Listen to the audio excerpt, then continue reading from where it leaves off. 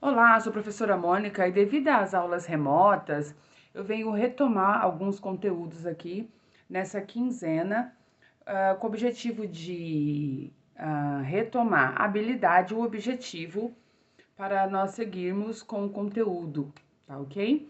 Então, o objetivo comparar as notícias e entrevistas de formato diferente. Eu dou uma notícia em formato de podcast, eu dou uma notícia em forma de parágrafos, textos, com manchete chamativa, com uma linha fina, com um lead, com a contextualização e a finalização da notícia. Falada, escrita, em áudio ou em imagens. Qual é mais. Qual formato de notícia causa mais impacto, né? O texto, o áudio, multimodal com imagens. E para isso trouxemos aqui o exemplo, ou as mesmas na mistura da notícia com a reportagem, dentro de uma iconografia. Nós imprimimos esse material concreto. A iconografia jornalística tem a função de trazer e esclarecer informações complexas. Dentro dela tem tabelas, fotografias. O infográfico está dentro da iconografia, vídeos, mapas, diagramação, layout, ícones e símbolos. Tá ok? E esse material está aí impresso na mão de vocês, coladinho no caderno. Estamos falando aqui então da Raíssa Leal. Você já ouviu falar da skatista brasileira chamada Raíssa Leal? Também conhecida como a Fadinha. Como você acha que uma menina tão jovem conseguiu tanto destaque no mundo do skate? O que você acha que torna a Raíssa Leal uma inspiração para os jovens skatistas, especialmente para as meninas? Faça uma observação sobre essas imagens, o formato da imagem. Raíssa Leal é a campeã mundial de skate street. E aqui no outro trecho já coloca a informação sobre as meninas que ganharam a medalha com outro nível de pontuação, né? Completaram o pódio a australiana Chloe Covell e deixa eu alinhar aqui, a japonesa Momiji Nishia. As duas fizeram excelentes provas e elevaram o patamar da disputa, enquanto Raíssa fechou com a pontuação de 255,58, Chloe ficou com a prata com 253,51 e Momiji com o bronze com 253,30 pontos. Então, aqui é para ser analisada as imagens utilizadas, tá ok? Como que tá aí a apresentação dessa notícia? Como você apresentaria e qual jornal, né? O tipo de jornal hoje com as redes sociais.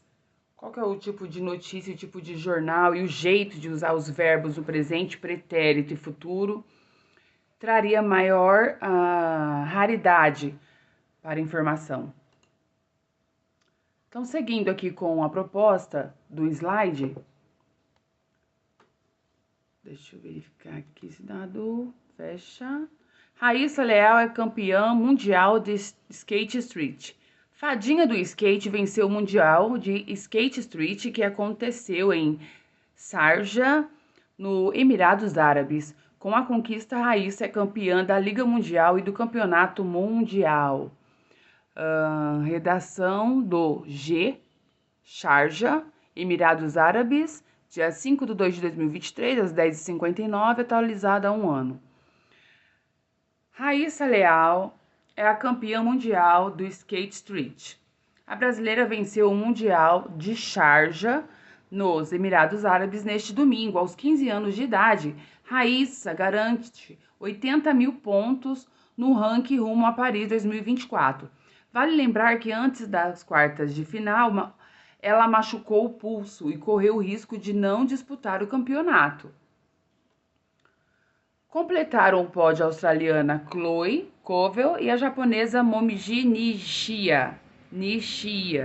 As duas fizeram excelentes provas e elevaram o patamar da disputa, enquanto Raíssa ficou com a pontuação de 255,58, Chloe ficou com a prata com 253,55 e Momiji com o bronze com 253,30 pontos. Além de Raíssa, outras duas brasileiras competiram na final. Gabi Mazeto ficou na sexta colocação e a Pamela na oitava colocação.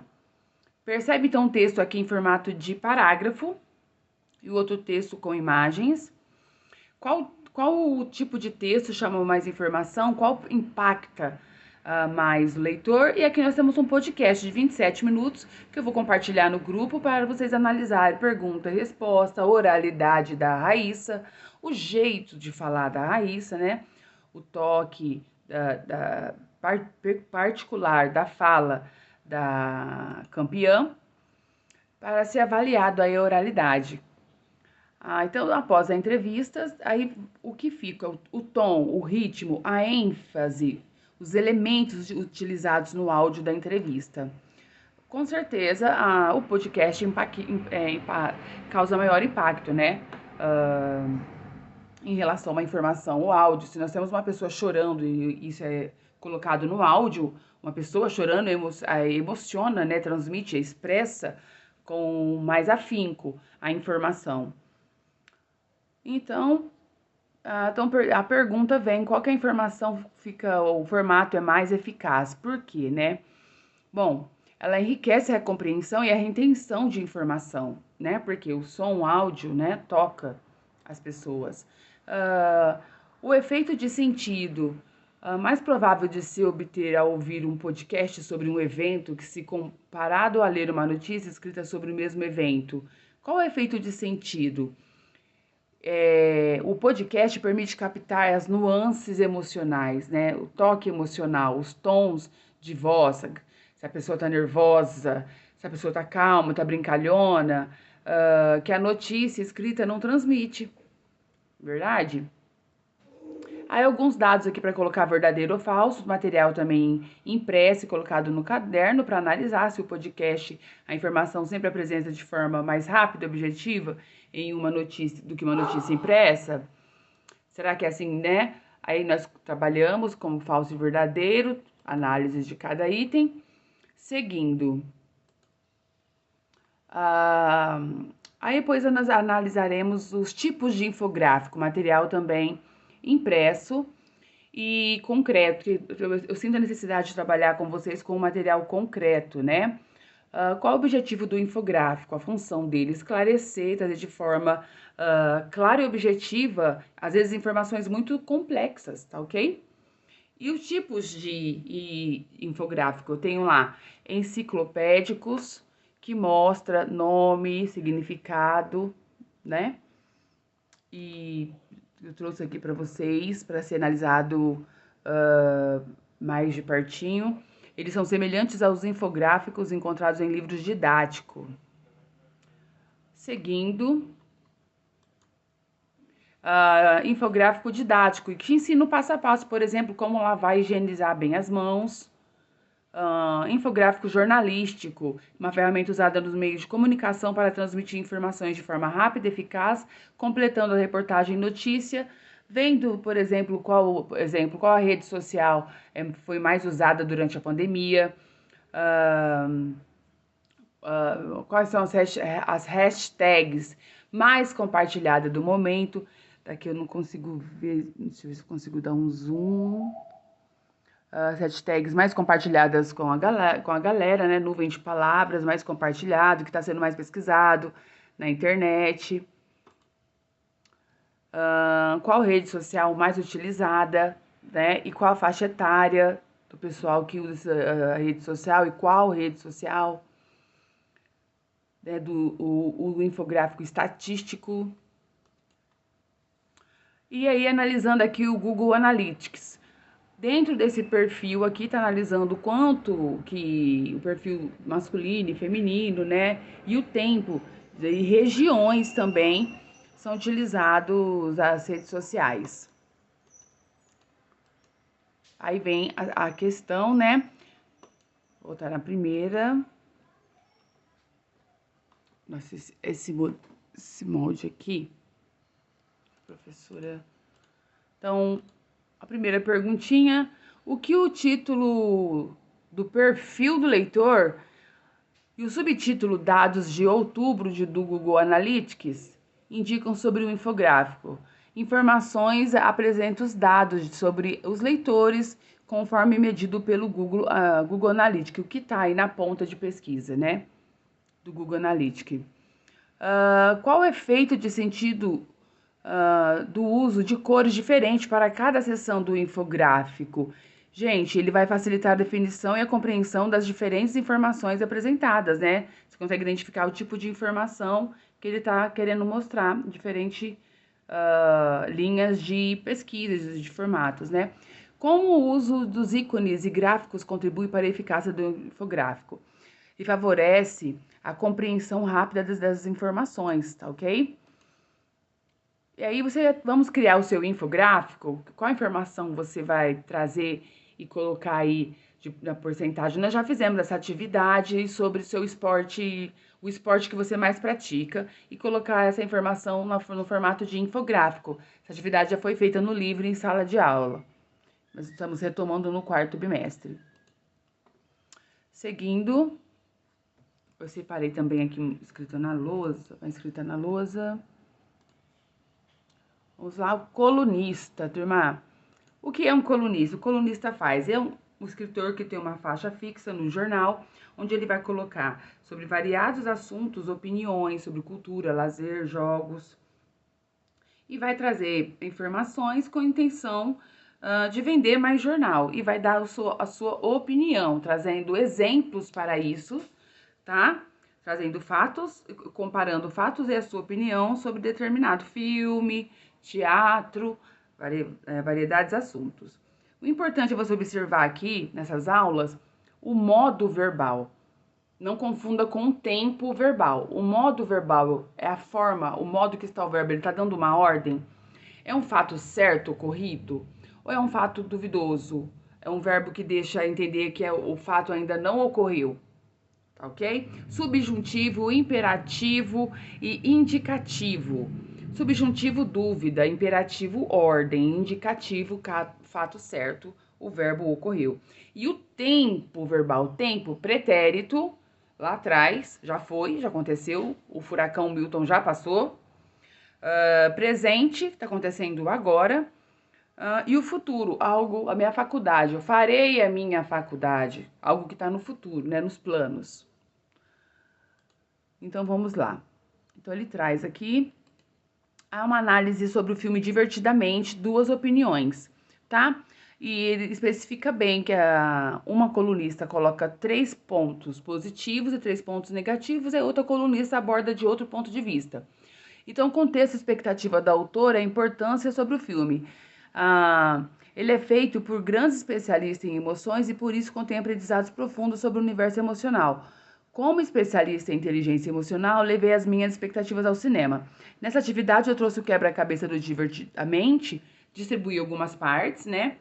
E depois nós vamos completar, durante o decorrer da análise, a gente vai completar esse quebra-cabeça das emoções. Então, 3 fatos aí, 3 acertos do filme. Faz uma boa explicação sobre as convicções. Ele usa a metáfora, figura de linguagem. Metáfora, eu falo, ela é uma flor. É uma comparação sem usar a conjunção como. Eu falo, ela é como uma flor, já não é metáfora, é uma comparação, também figura de linguagem. Ela é bonita como uma flor. Então, eu uso uma comparação. Metáfora, eu faço a comparação sem usar a conjunção como. Essa é a diferença. Tá ok? Pensamentos associados à situação podem formar raízes em nossa memória. Tem clareza ao definir sentimentos e emoções. A sequência do filme explora não só emoções primárias, como também os sentimentos que são as experiências mais subjetivas dessas emoções, como a ansiedade, o tédio, a vergonha e a inveja. Quando a gente é adolescente, a gente vê a nossa amiga com um caderno bonito, com uma caneta bonita, ou com uma blusinha bonita, a gente quer ter também. Você fala, nossa, a blusinha dela, nossa, o corte de cabelo dela é diferente, então eu quero também. Então, o filme aponta aí a inveja, um sentimento que desperta na adolescência. Nesse sentido, de querer ter também o tédio, O adolescente morre de tédio, né? Vergonha. Caiu da cadeira, morre de vergonha. Para ele foi uma grande questão. E a ansiedade. Mostra o regulamento emocional vem de dentro.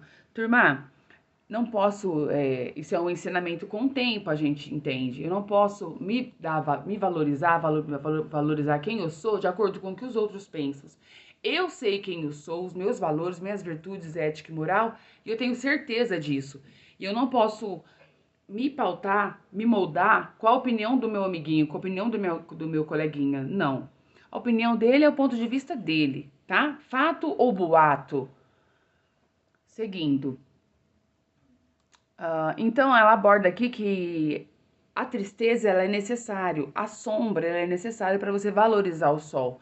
A tristeza é necessária para você valorizar a alegria, para a alegria fazer sentido na tua vida, tá ok? 3 pontos que ela não gostou aí do filme. A parte destaca as decepções da autora com o filme e ela faz a conclusão que resume a opinião da autora e fornece uma recomendação, tá? A recomendação dela é que vale tanto para os pequenos, o público, quanto para os adultos, jovens. O filme Divertidamente é para qualquer idade. Essa é a indicação dela. Ela invalida as emoções complexas na infância, que são sentimentos. O filme justificou que elas apareciam mais na adolescência. Entretanto, uma criança já é capaz de ter o sentimento complexo na medida que o raciocínio lógico vai se consolidando. Falta relacionar ansiedade e medo, que no fundo a ansiedade e o medo tá por detrás. E ela não sentiu essa relação dentro do filme. Pois a ansiedade é um sentimento complexo que tem, embora emoção primária, medo como pano de fundo. Não explora a quantidade de emoções que nós temos mais de 27 emoções primárias e centenas de sentimentos. Mas ainda vai ter sequência esse filme, né? Com certeza esse filme ainda vai ter sequência para falar das emoções, que é um assunto complexo. Argumentos dos acertos, argumentos das decepções. São 3 acertos, né? Divertidamente 2. Então, o filme faz uma boa explicação sobre como se formam as convicções e crenças por meio de experiências emocionais e pensamentos associados. O filme é eficaz em distinguir entre emoções primárias, sentimentos como ansiedade, tédio e inveja. A regulação emocional deve ser baseada em valores internos e não no julgamento dos outros. O filme sugere emoções complexas, só surgem na adolescência. Ela critica, ela fala que desde criança não, a criancinha já tem essas emoções aí, já, nem que for de uma forma mais leve, mas já tem. O filme não faz uma conexão clara entre a ansiedade e o medo, que na verdade são relacionados. A crítica sugere que o filme poderia ter incluído diferentes universos emocionais para refletir a complexidade das emoções humanas. Quem você acha que a autora queria que lesse essa coluna? Os adolescentes, né? Os adolescentes e pessoas que estão interessadas em saber sobre as emoções. Qual o objetivo da autora ao escrever sobre acertos e decepções? Trazer debate, né? Trazer reflexões. Como você acha que a opinião da autora sobre Divertidamente pode influenciar os leitores? Pode mudar opiniões, né? Trazer críticas, aumentar opiniões. Que provas ou exemplos a autora usa para exemplificar os acertos? Ela usa o próprio exemplo do filme, que ajuda a entender melhor as opiniões dela. Ela traz exemplo das cenas do filme, tá ok? Ela faz comparações com outros, ela faz exemplos das cenas específicas do filme com a representação da ansiedade, e esses exemplos ajudam a entender melhor a situação do filme. Então, ela traz os exemplos, tá ok? Letra A aqui. Aí é outra análise, outra colunista, tá ok? Fala sobre suas próprias emoções e como elas mudam ao longo do tempo. Chega a ser engraçado como nossa vida muda dentro de um mês. Como tudo aquilo que você pediu de mudança e entendimento finalmente chegou. É engraçado. Deixa eu colocar no zoom aqui. Também, mesmo sem ter feito uma pesquisa, acredito que a maioria das mentes também funciona dessa maneira. E para entender tudo o que aconteceu, o que está acontecendo, eu acabei assistindo o filme divertidamente. De novo, fiz uma análise da minha vida baseada nessa história infantil. Sim, quero ser didática. E se não assistiu o filme, assista. Eu assisti, é legal, vale a pena. A história mostra um jeito simples como as emoções agem na caixinha do corpo humano. No primeiro momento, existem 4 emoções quando somos crianças: felicidade, raiva, medo e tristeza. A emoção que toma conta só poderia ser a felicidade, mas a felicidade não entende o desdém das outras emoções, chegando a dizer que elas não servem para nada, principalmente a tristeza. E parando para pensar, quem nunca pensou a mesma coisa, né? Que não é bem assim. A tristeza era importante para valorizar a alegria. A autora descreve como a felicidade tenta suprimir a tristeza. Acontece que a felicidade não quer aceitar de jeito nenhum o sofrimento, fazendo de tudo para que a criança não sinta nada além de alegria. E claro, já podemos saber o que acontece. É preciso ter medo, né? Ter cautela para tomar algumas atitudes e escolhas na vida. Então, o medo, a tristeza, ela faz parte do crescimento e desenvolvimento do ser humano, né? Enquanto cidadão. A tristeza vem como uma bomba e tudo era feliz, vai desaparecendo aos poucos. A felicidade, de certa forma, fica parecida com a raiva, que acaba ficando parecida com o medo. Assim, desse jeito, eu fui vivendo. A luzinha amarela da felicidade foi se apagando cada vez mais dentro de mim, o que abriu portas para aceitar coisas negativas em minha vida e esquecer exatamente quem eu era, como foi a batalhar por anos como foi uma batalha por anos. Até imagino todos dentro de mim brigando entre si, imagino também o cansaço deles, assim como no filme. Até que, em certo momento, sem querer, as principais emoções se unem, a felicidade e a tristeza, sendo assim surge o nome que acabei de inventar, o neologismo aí. Essa colunista traz o neologismo. Ela cria a palavra tristecidade. E que alívio foi para a menina do filme, assim como foi para mim. Seguindo, eu quero dizer que as nossas vidas vão ter esses momentos um pouco mais escuros, um pouco mais de dor, um pouco mais de alegria, assim vai se formando o ser humano. Essa questão aqui, turma, reflete sobre como os momentos de tristeza são necessários para apreciar a felicidade. Os argumentos dela, né? Então, a Venturini explica que as nossas emoções como felicidade, raiva, medo e tristeza não ficam sempre iguais. Elas podem mudar e se misturar ao longo do tempo e ela usa no filme divertidamente para exemplificar. Ela fala sobre como às vezes tentamos apenas ser felizes, sempre ignoramos a tristeza e as outras emoções. Mas é só tentarmos ser felizes e não aceitarmos as outras emoções, isso pode fazer com que a felicidade pareça falsa e não duradoura. Tá ok? Qual a principal ideia apresentada no texto aqui? Ela está discutindo um fato específico sobre as emoções, tá? Quem aparece, o público-alvo da coluna são os jovens adultos que buscam entretenimento. Qual o impacto social das opiniões expressas na coluna? Provocar debate, discussões sobre o tema abordado. E aí, quando você lê um texto jornalístico é capaz de diferenciar um fato de opinião, fato ou boato, como, né? Coletando as fontes aí da onde saiu a notícia, tá ok? Dados importantes. Agora você vai, os 4 slides que se seguem, 9, 10, 11, 12, é produção, correção, publicação e revisão da sua notícia. Não colocar palavras repetidas, aproveitar e se utilizar dos sinônimos, né, das palavras, começar nomes com letra maiúsculas, frases com letra maiúsculas e trabalhar aí o lead, quem, quando, onde, porquê, a manchete chamativa, atrativa, a linha fina, que é o subtítulo que traz logo embaixo da manchete, explicando um pouco mais sobre a manchete, né? A contextualização da notícia e a finalização, desfecho. Mocinho morre no final, a mocinha morre no final. Como que é? Pensar em qual público você está fazendo a sua notícia, para qual público. Qual tipo de linguagem você vai utilizar? Notícia, norma, padrão, tá ok? Pensa aí nos verbos no presente, passado ou futuro. E o meio de circulação é um vlog? É a rede social? É um podcast? Como que é que essa notícia vai ser circulada, né? Pesquisar a fonte de dados é um fato ou um boato? Atenção, tá ok? E essa atividade também feita na prática, na página 71 do Aprender Sempre, nessa produção, 71 e 73, na correção, vamos levar essas 4 aulas, que já foi aula dada, apenas retomando com vocês. Deixa eu só verificar alguns pontos, né, que são importantes na elaboração da sua notícia. Objetivo de uma notícia é informar, né, turma?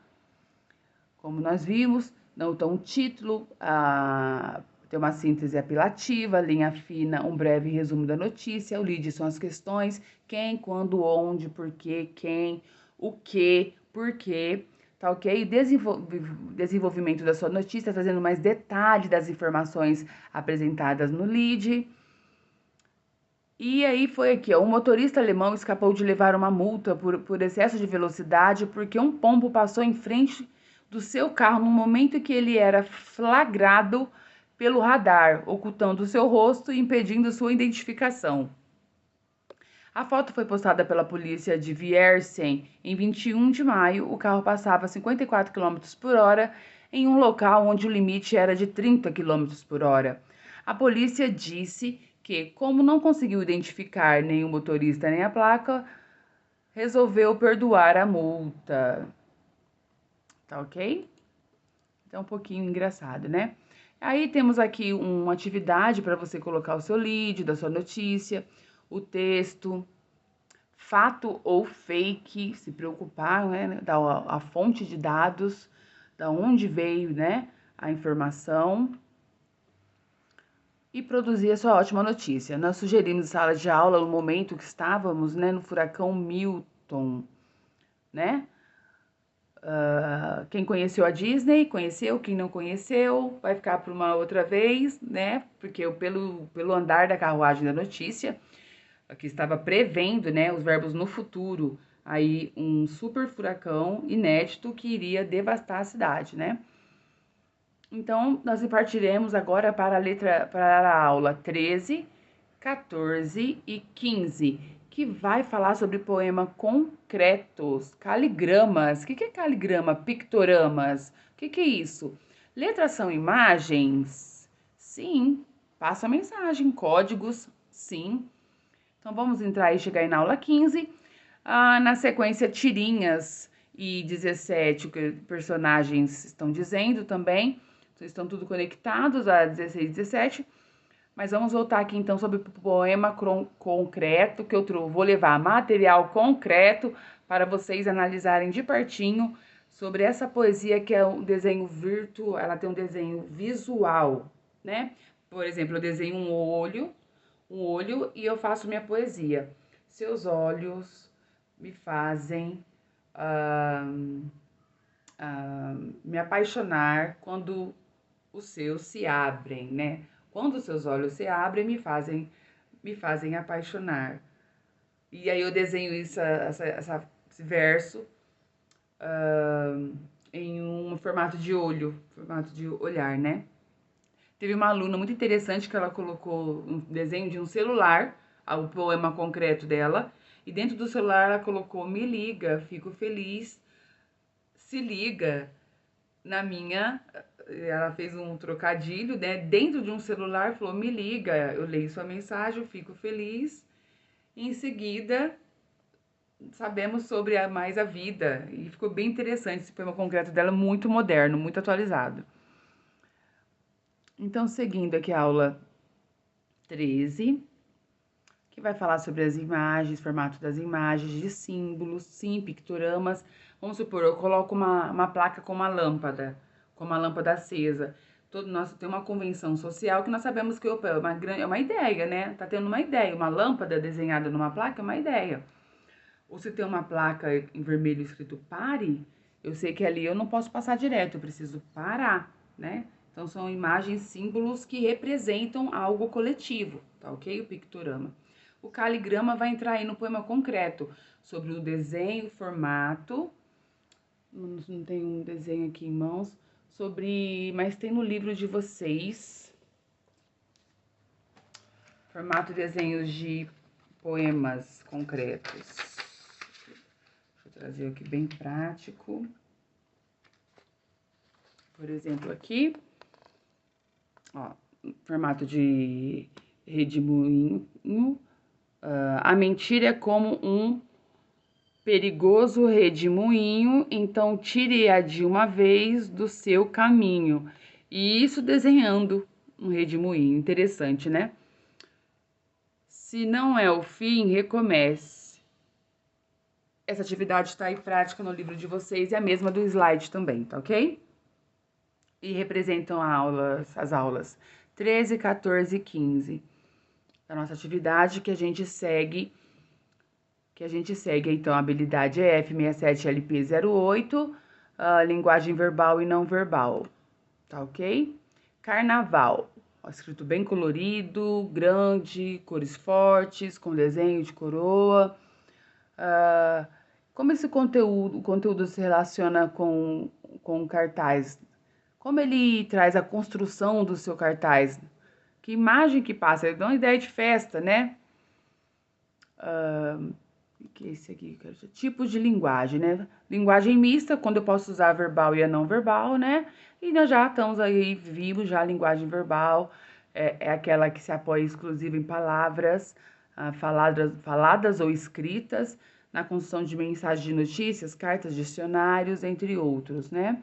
Linguagem não verbal são símbolos, emoticons, né? Os emojis. A placa do semáforo pare, continue, a luz vermelha, a luz amarela, a luz verde, né? Passa uma mensagem, nesse caso pode ser usado sons, cores, gestos, imagens, entre outros recursos como emojis, língua brasileira de sinais, libras, placas de trânsito, é um tipo de linguagem, tá ok? Seguindo, linguagem mista, quando eu uso sons, cores e palavras escritas, faladas, tá ok? Em uma notícia. E vamos lá. Observe atentamente o cartaz e responda as perguntas. Qual a função de um cartaz? Trazer informação, né? No caso do cartaz aqui, acho que deixa eu ver qual é o cartaz específico. Então, um cartaz específico para ser analisado, que ele vem numa estrutura de informar a realização de uma festa junina. Então, ele já vem no recorte de xadrez, de recortinho de roupinha xadrez, indicando o local e a data e horário da atração. No título, as letras são maiores, todas maiúsculas e coloridas, as demais são brancas e pretas, algumas amarelas, usada para destacar informações importantes, como a data e o local da festa junina, o tipo de dança, além disso, utilizado como composição do restante do cartaz.